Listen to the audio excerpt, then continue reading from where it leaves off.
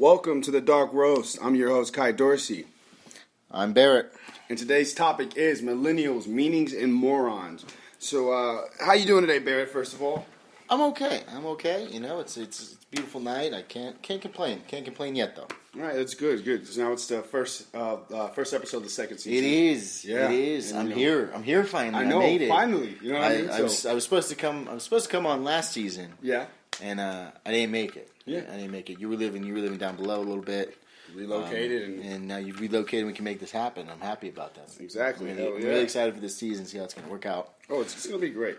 No issues there.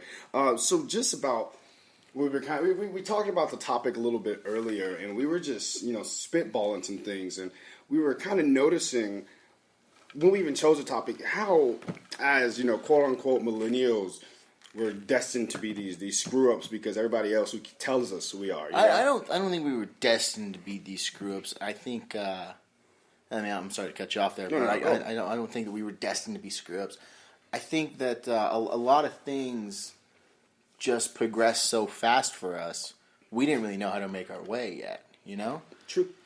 I don't believe we were showed the right way properly either. Yeah, no. Schools, churches, any big forums we had that were supposed to educate us, I feel like we were misinformed. Well, schools, I think that we are going to be the last generation that schools actually helped us out the most that it can. Because, I don't know about you. Elaborate. I took wood shop when I was in 7th grade. Yeah. And that was my favorite class. I did engineering, like MCAD and everything. Yeah, I learned how to work with my hands, how to shape wood, how to sculpt it, and I learned that when you slip up, you cut yourself, and it fucking hurts. Yeah. And so you don't want to do that anymore, and you want to learn how to not do that so that you can make these beautiful things, and you can make so much with your hands, and just from a little bit of hard work. From a simple class, you learn that through life you're going to have problems that you're going to have to fuck up and things are going to hurt, but you have to figure out how to perfect it so you don't have to deal with those issues over and over again. I definitely don't want to get hurt when I do it, but yeah, I've learned that problems are going to arise, and I guess it's like a subconscious thing that you kind of learn, but I never took it that way. To me, it was like, maybe I need to learn how to cut wood a little bit better so I don't cut my thumb off next time. Like, I never really did. Don't worry about that. But, just something like that. And so, like, I took wood shop, and now, I can frame a door. I don't have to call somebody and pay them a bunch of money, and they got to frame my door for me. I can frame a door. And from there, then you go into high school. And I remember going to high school and going, what do I have to do to get in an auto class? They go, you got to be a junior. Well, that don't make a lick of sense. No, not at all. Like, I want to go now. You want to learn, because you already learned that a trade or some type of some hands-on thing or craft is going to help you. Honest to God, I just hated sitting down. Okay. I was one of those kids that was diagnosed with ADD. Yeah. And attention deficit disorder, obviously.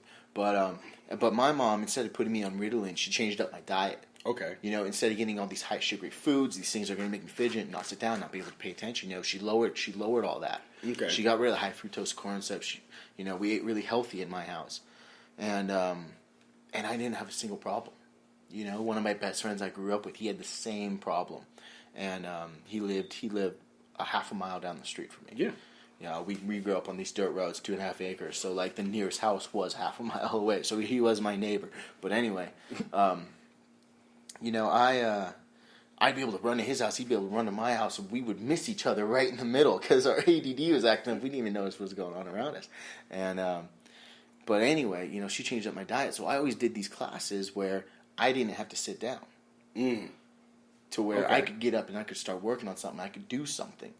So the people who were in your life and helping you, who were supposed to be helping you progress in life, they made sure that you wouldn't have any of the quote-unquote flaws of those who get diagnosed with, some of these either like mental illnesses or cases or anything, that you didn't let any of your issues hold you back. And we're not even talking about that right now, Jeff. What I'm getting off topic, what I'm really going after is that these classes interest me. These classes where I could work with something, I could do a lot of stuff with my hands without sitting down and paying attention to a teacher. That's what interests me. And those classes are going away. So would you call yourself a millennial? I would, just because that's what, how do you break the mold? What do I say? What do I start? Do I start a riot in L.A.? And do I go, I'm not a millennial, everybody's not a millennial? No, I'm not going to do that. take the millennial, but I'm going to accept that I'm a millennial, but I'm going to break the mold. You're going to change what it means. I want somebody to look at me and they go, that guy's not a millennial. Okay. That guy's a hard worker. That guy, that guy knows how to do stuff. So do you think it's fair to even label yourself? If you don't fit the mold, we've established that even as a kid, you kind of broke out of it. You do this even to help from parents. I'll put it to you in a simple way. You were born black. You label yourself black? No, I don't. No. Well, that's a loaded question. I knew you were going to say that.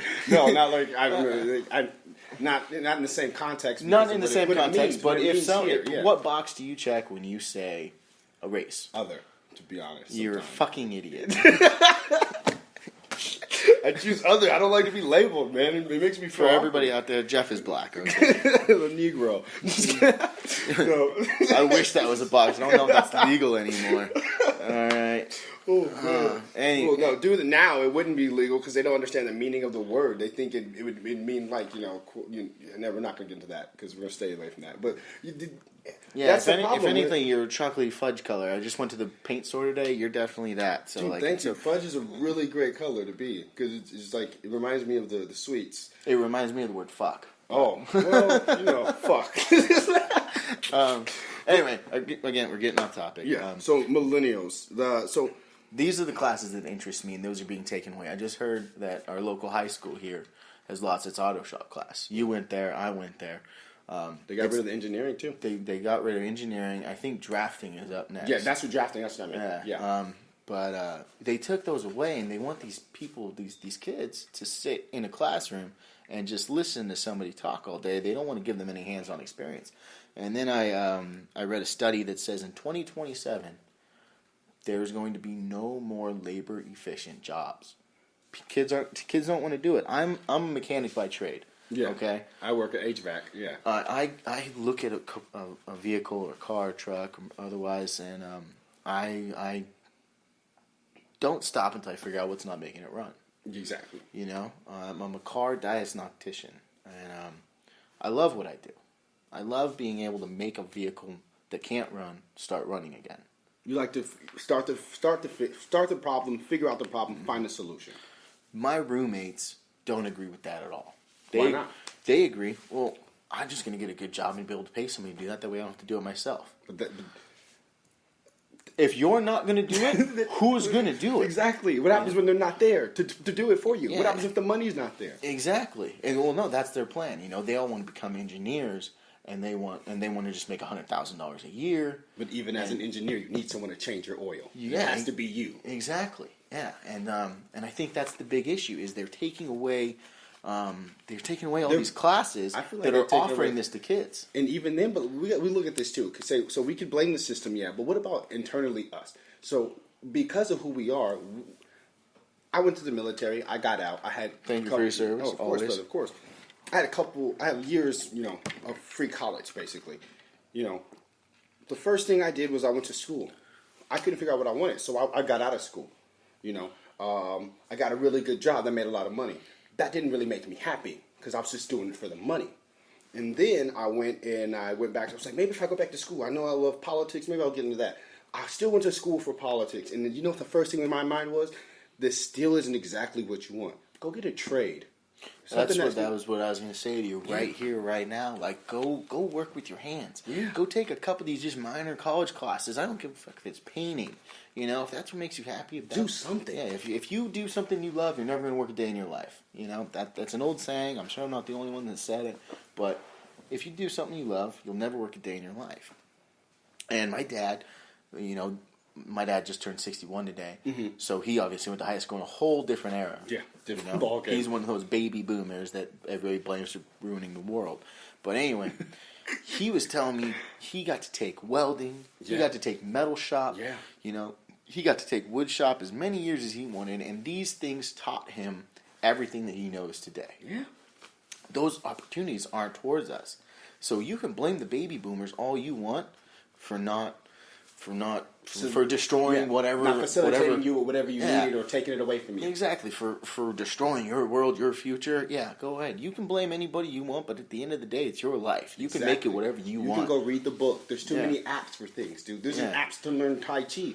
And you know what it takes you? To YouTube. It literally takes you to a third party in a YouTube video. And the fact that YouTube exists and we have people who are labeled millennials, we have the internet, we have all these things, it has to be put on us. So honestly, like the only thing I'm going to get out of this conversation is I'm taking up Tai Chi. Dude, honestly, it actually makes you feel really good. Like you kind of we're getting off topic. No, I go. You're right. Sorry, but that's it. You know what I mean? Like you're exactly right. When is it that we, as a community, a group of people, and not just like the United States, but all over the world, because this internet craze is spread. These people just want to take a picture and then pay somebody to do what they live. Or how they want to live. The most perfect example is the gal that was just on Dr. Phil not too long ago. I'm sure. Yeah. Cash Me Outside. Yeah, Jesus Christmas. How do you make money off of being illiterate? I have no idea. $40,000. You know what? If you can rock it, do it. You know what? Be that person. But that's a 1 in a million shot. I mean, let's face facts here. So to me, but look how they bred all of us, though, to be that girl. No, I wasn't bred that way. No.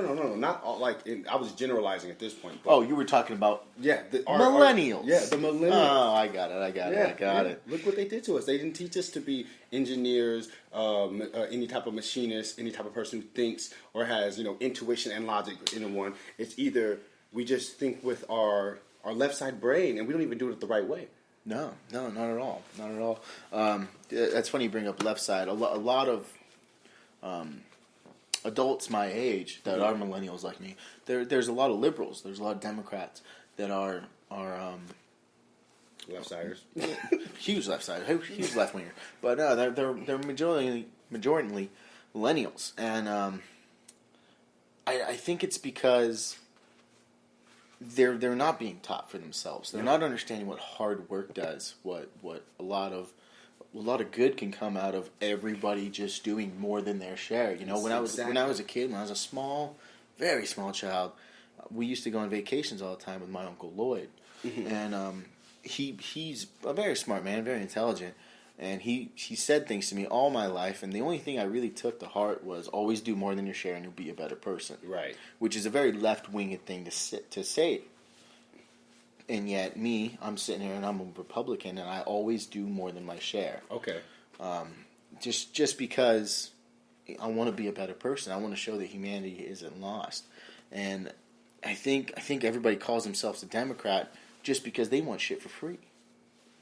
Okay. Which is another topic for another time. No, but obviously, to be honest, it goes into the millennials. It definitely does. It goes into the morons, is what it goes. And to be honest, and it's not that I'm biased because I don't choose a left or a right.